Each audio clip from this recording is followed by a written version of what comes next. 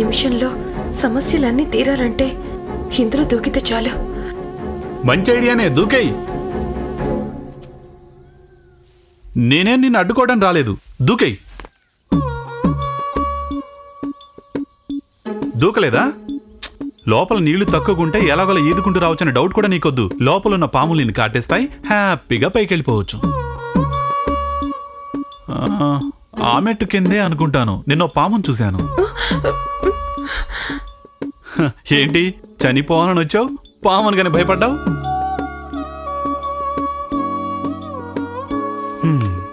ఏంటి నీ సమస్య అని అడిగితే ఇతరుల గొడవలో అనవసరంగా జోక్యం చేసుకోవద్దు అంటావు. ఏదైనా పాజిటివ్గా తీసుకోవాలి మహా. గొప్ప జీవితాన్ని ఇవ్వటానికి ముందు దేవుడు పెద్ద పెద్ద కష్టాలను ఇస్తాడు. ఈ లోకంలో తట్టుకోలేని సమస్య అంటూ ఏదీ లేదు.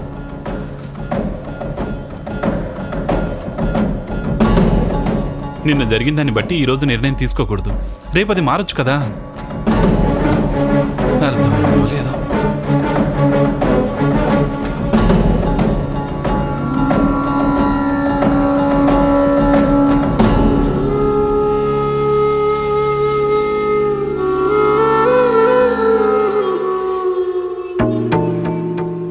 ఇలాగ పాత బావులు గేదెల కొట్టాల్లో ఉండి ఫీల్ అయ్యే బదులు గుడికెళ్ళి దేవుణ్ణి పూజిస్తే మనసు కొంచెం ప్రశాంతంగా ఉంటుంది కదా. సరే సరే, ఈసారి వస్తే జంటగానే వస్తానని దేవుడితోటే ఛాలెంజ్ చేసావు కదా. నీ ఛాలెంజ్ నాకెలా తెలుసు అనుకుంటున్నావా? ఇదేంటి హస్త సాముద్రికం, జ్యోతిషం, మ్యాజిక్ కూడా తెలుసు నాకు. ఏది నీ చేయి చూపించు, చెప్తాను. అయ్యో, నేను నీ మొహాన్ని చూసే నీ కథంతా చెప్తాను. 6 ఏళ్ల వరకు నోట మాట రాకుండా ఉండేది ఈ మహా. మొక్కని దేవుడు లేడు, చెయ్యని పరిహారం లేదు. ఆ తరువాత ఒక స్వామిగారొచ్చి సుబ్రహ్మణ్య స్వామి విభూదిచ్చాడు. అది నుదుటన రాసుకున్న మరుక్షణం నుంచి గంటలు గంటలు మాట్లాడటం మొదలెట్టావు. కరెక్టా? అది మాత్రమే కాదు, పళనిలో సుబ్రహ్మణ్య స్వామి సన్నిధిలో పెళ్లి చేసుకోవాలని కలలు కన్నావు. కరెక్టేనా? ఇవన్నీ నీకు మాధవరావు చెప్పుంటాడు. నీతోనే ఎవరితోనూ చెప్పొద్దన్న మాధవరావు గారు నాతో ఎలా చెప్తారు? కానీ నాకు అవన్నీ తెలుసు. నువ్వు మనసులో ఎవరిని తలుచుకుంటున్నావో నీకు ఆయనతోనే ఖచ్చితంగా పెళ్లి జరుగుతుంది. జరిగినట్టే. నీకు నమ్మకం కలగలేదు కదా?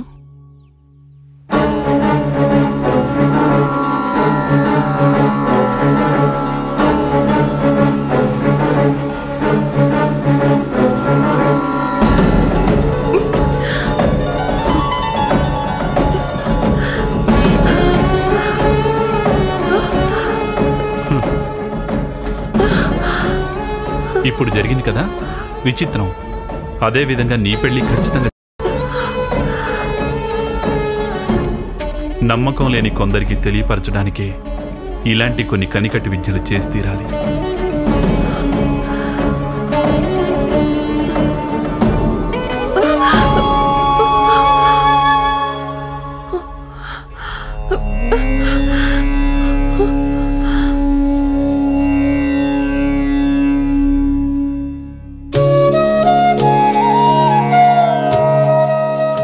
ఇక నుంచి ఈ మహాలక్ష్మి మునుపటి మహాలక్ష్మిలా నడుచుకుంటుంది.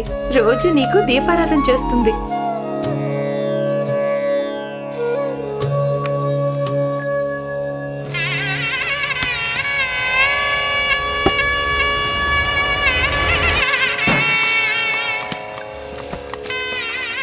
ఇదిగో చూడు, దీన్ని తీసుకొని ఇలా కలుపుతూ ఉండు.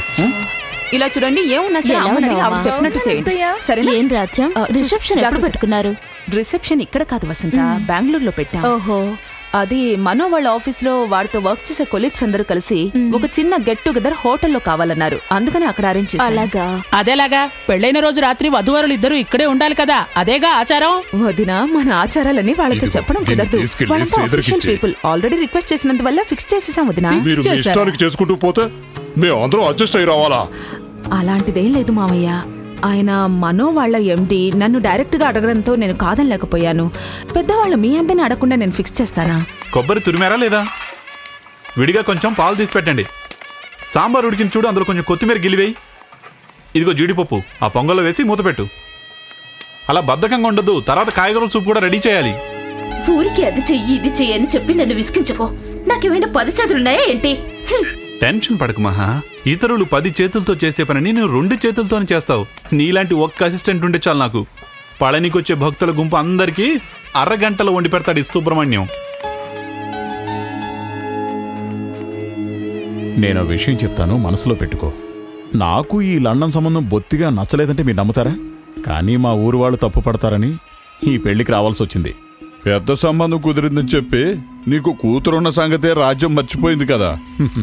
కానీ అవన్నీ మనసులో పెట్టుకోకుండా నువ్వు ఈ పెళ్లికి వచ్చావు చూడు, నిజంగా నువ్వు పెద్ద మనిషి అయ్యా. రాజ్యంతో సంబంధం చేసుకోవడానికి నేనేమైనా లండన్లో బిజినెస్ చేస్తున్నానా ఏంటి? నేను సాధారణ సెంట్రల్ గవర్నమెంట్ స్టాఫ్ని కదా.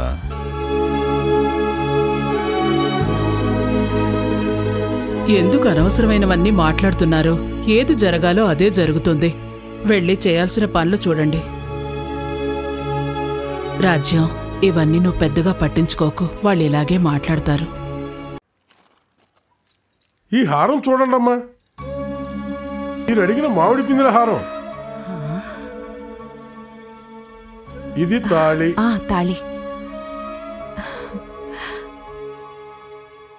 ఇవి 2 వరుసల జుమ్కీలు. ఇది లక్ష్మీ కాసుల పేరు. ఓహో, నగల డిపార్ట్మెంటా? అందుకే మహిళా లోకం అంతా ఒకే చోటు చేరారు. ఇది ఫ్యాన్సీ నెక్లెస్. ఏంటమ్మా, నగల్ని ఇలా చూస్తే బాగున్నాయో లేదో ఎలా తెలుస్తుంది? ఇప్పుడు బట్టల కొట్టు బయట 2 బొమ్మల్ని నిలబెట్టి వాటికి ప్యాంటు షర్టు చుడిదార్ లాంటివి ఎందుకు తొడిగిస్తారు? ఏ ఒక్క వస్తువుకైనా ఆ వస్తువు అందాన్ని చూపడానికి ఒక మోడల్ అవసరం. మహా, రామ్మా.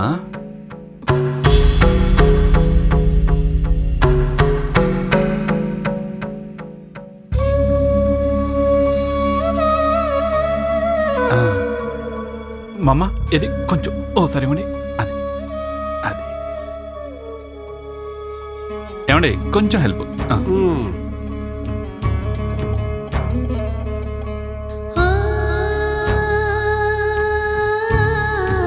ఇప్పుడు చూడండి. బాగున్నాయి కదా? బాగున్నాయా? అందంగా మహాలక్ష్మికనే ఆర్డర్ చేయించినట్టుగా ఉన్నాయి.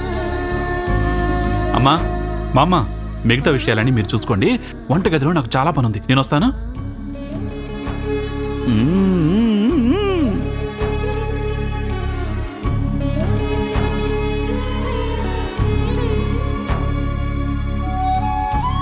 ముందా నగలన్నీ తీసేయండి. మీకెవరికి బుద్ధి జ్ఞానం లేదు?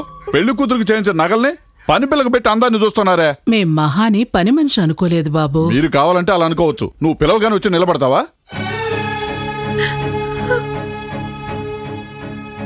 ఇంత చిన్న విషయాన్ని ఎందుకు శ్రీధర్ పెద్దది చేస్తున్నావు? ఏంటి, ఇది చిన్న విషయమా? ఓయ్, వాళ్ళకంటే తెలీదు.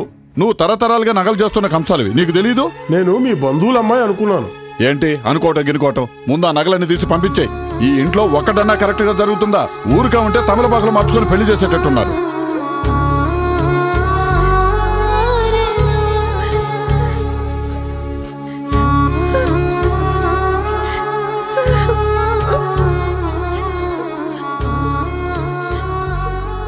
ఇప్పుడు నీకు తృప్తే కదా? నన్ను అవమానిస్తుంటే చూడడం నీకు సంతోషం కదూ? సంతోషమే మహా. నిన్ను అవమానించాలని కాదు, నీకు చెందాల్సిన నగల కొలతలు సరిగ్గా ఉన్నాయో లేదో చూడడంలో సంతోషం.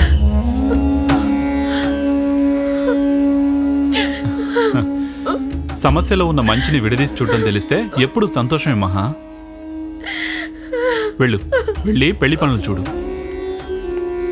వెళ్ళు.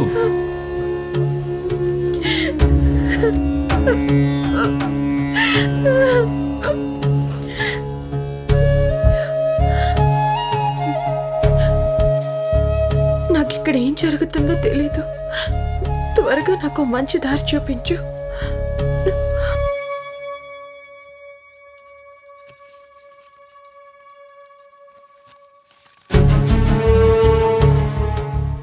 ఇంతవరకు అమ్మ కోసం అని ఓర్చుకున్నాను. ఇక అమ్మ ఏడ్చినా పర్వాలేదు, నేను ఇక్కడ ఉండలేను.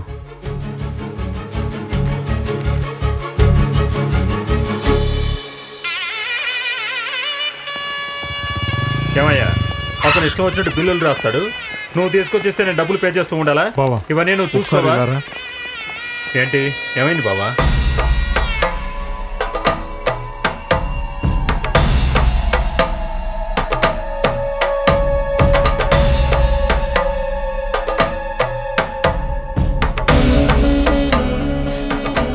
ఇతరులను గౌరవించకుండా వాళ్ళ ఇష్టానికి చేస్తే ఇలాగే పొగరనుకుతుంది. ఆవిడకి ఎప్పుడూ ఓవర్ కాన్ఫిడెన్సే కదా. భర్త లేని నువ్వు నీ ఇష్టానికి ఇలా చెయ్యొచ్చా? మరి బంధువులమంటూ మనమంతా ఎందుకున్నట్టు? ముసలోళ్ళం అయ్యామని అనుభవజ్ఞుల్ని పక్కకు తోసేసి ఇంట్లో ఆడవాళ్ళు వాళ్ళ ఇష్టానికి చేస్తుంటే ఇలాగే కుటుంబ గౌరవం మంట కలిసిపోతుంది. జరిగిందేదో జరిగిపోయింది. ఇలా జరుగుతుందని ఎవరికి మాత్రం తెలుసు? తర్వాత ఏం చేద్దాం అది చెప్పండి. మేమేం చెప్తాం, అంతా మీ అమ్మాయే చెప్పాలి. ఇప్పుడైనా నోరు తెరిచి మాట్లాడు. ఏం ఫీల్ కావద్దు రాజు, ఆలోచించి మంచి నిర్ణయం తీసుకుందాం.